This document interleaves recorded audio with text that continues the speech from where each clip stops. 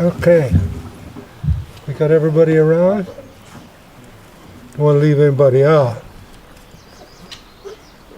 Creator, we come before you today and thank you for these blessings and everyone being here in this project where everybody learns from each other, build relationships. So we thank you for that. And we thank you for the cook who's fixing the food. Got to take care of that one. Unless you want to go hungry. So we're just asking this way that you look over us, take care of us, and be a guidance for us all.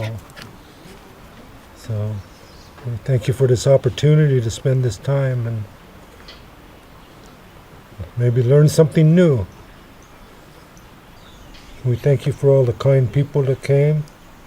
And thank you for these people that care about the earth and what happens to our ancestors, for the changes we haven't been able to make, and now we have a lot of allies to do that. So it's greatly appreciated, and so thank you again for the food. Oh.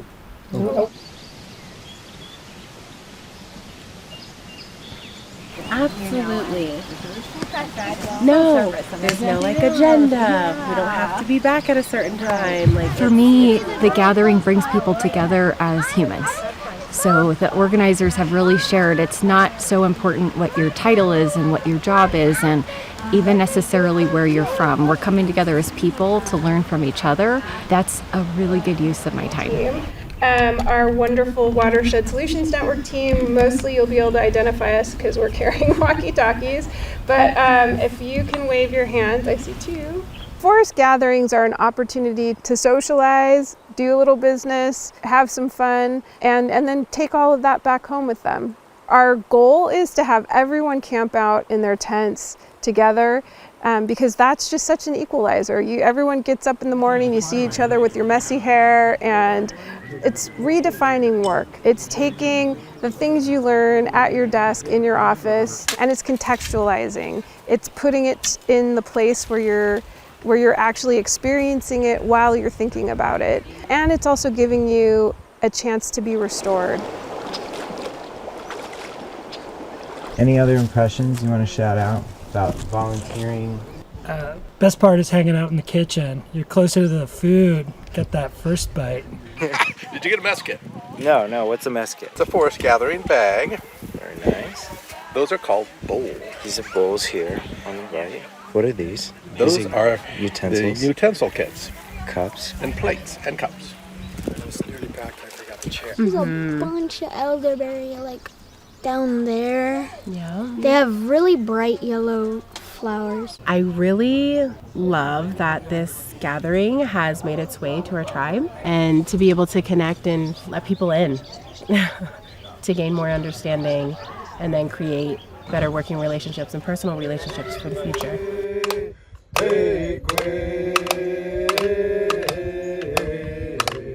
For me to be on this land and know that, my 3 times great auntie, branched off from the Yosemite group and started her life here, and I can very literally see her here. It kind of takes you back through time and space, for me, anyways. Okay, thank you very much. We got 3 more to go. I was going to say. They're probably thinking, that's it? I think I wasn't expecting to feel so comfortable so quickly, and that was a really pleasant surprise. You can't hear it, but I can. The pot's already starting to sizzle from the rocks in there. And we keep adding hot rocks until the pot or the basket is at a full rolling boil. So you'll see that acorn bubbling right up and out. And there is a big taste difference between rock cooked acorn, stove cooked acorn, and acorn cooked in a basket. What is the forest gathering like this? What do you think the value is? Teaching people that we're still here. We still value our culture, our traditions. We had to do all our ceremonies and everything under the cloak of darkness. It was illegal to be Indian. So we're here and we're bringing it back. So be ready. Couple rocks left in the fire. Does anybody want to try? Anybody? Are you left-handed? No. Maybe try with your right hand. I don't know. I'm left-handed, so I. Those are left-handed sticks. That's why she can't. It is. So you can grab this, like there's that rock right there. Good purchase. Yay! Here we go. Out quick. Next bucket. Out quick, and then set it down on the cedar because you don't want to drop it on your cook. There you go. Good job. Yeah, good job. Anybody else? So Allison is going to teach you all how to clean acorns, and then our goal is to clean the entire sack so that we've at least reciprocated 75%. And that's not even the full. I mean, we're just going to clean them. Then there's a lot of work that comes after that. Really? And you didn't, there was no correlation. What do you think the benefits of these types of events are? Awareness. It helps people realize that we are still here, we're still a thriving culture, still thriving people, still very much care about our ancestors and our lands. And it's a place for us to educate our youth. It's a place for us to learn from each other, to learn how to speak to one another, how to work with one another, and reconcile differences, and it's a positive way forward. So whenever you drive, all you do is think about It almost tastes beanie, like a lentil. This is so good. It's got a slightly nutty flavor. It's delectable. I'm drooling. Try the acorn? No. You didn't? Are you going to? Yeah. Yeah? Do you want to get some? Uh-huh. What do you think? Yeah, I like it. It's good? What did you do? And we came across this place, and it just seems so perfect. We view it as a great platform just to share the experience, share the land, bring in experts to teach, bring people in willing to learn, especially the younger generations. And I think no better place just to learn about the land and the history than from the tribes that were here previously in history. We put our petition in 1982, the very first one. So I've been working like half my life on this to be recognized, our tribe to be recognized by the federal government. I researched this area for the families that were here, and we found out that there was a village, and the people that came here came out of Yosemite in the wintertime to live where there was water and sunshine, I guess you'd say, and the snow wasn't 13 feet deep. So I'm glad to be here today and to see what I've been reading about for the last 3 years.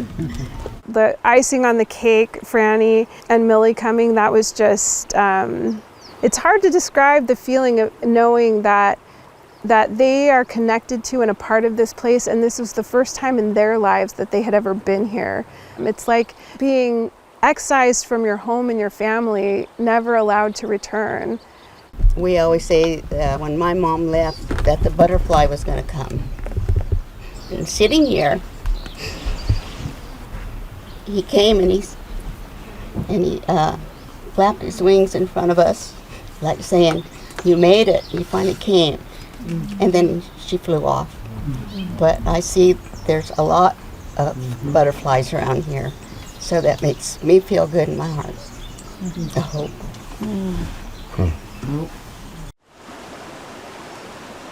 The idea that this gathering created the opportunity for them to be here, that it was the introduction between the landowner and the tribe. I mean, this place is different than it was before they showed up here. It feels different. Seeing Edmund, helping Sandra along, and them talking about what might come in the future, their collaboration on this property, you can't plan that. Yeah, that's from the flood the last 2 winters.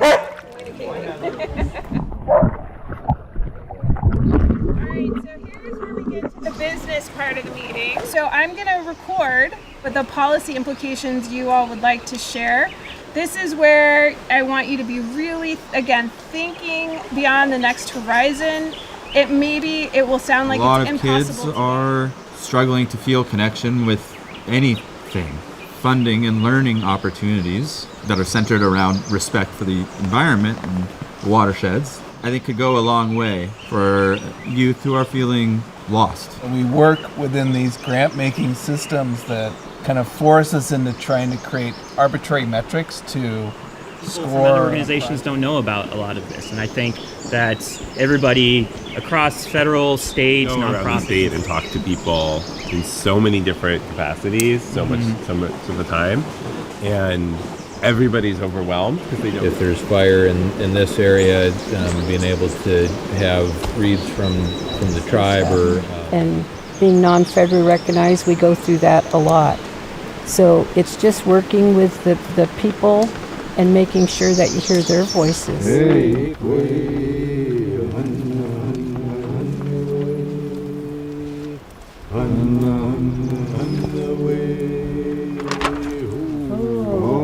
if you notice the grass up there is dancing, you put the grass dance up there. Oh, yeah. See how it's just dancing? Oh, yeah. Yeah.